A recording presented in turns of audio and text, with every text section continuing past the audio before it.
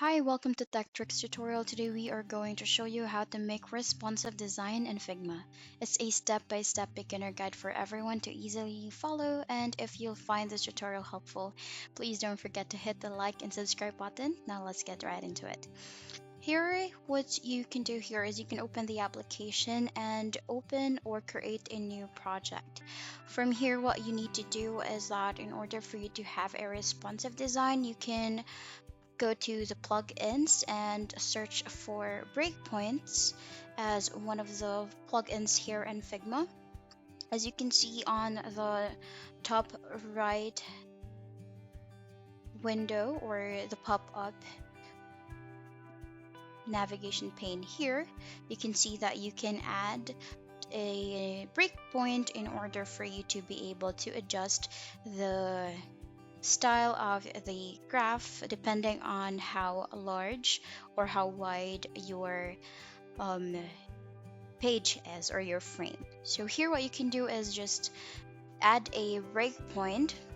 For example, you click on add a breakpoint and then you just need to click on the plus icon, or you can resize this part here first. Make sure that it would fit. Then when you click on it, you just need to click on that frame and then just click on the plus icon here, and that will allow you to add another breakpoint on Figma. Then you can add another one since we have three types of charts here that we will be adjusting. So for example, for the breakpoint 1, we will use this one column chart. For the breakpoint 2, we will click on this frame with the two columns, and for the third breakpoint, that would be the third column. So what will happen here is that when you resize this breakpoint window, it will automatically adjust into how many columns would look good into that part of the Figma or into your frame or into the window that you are creating here.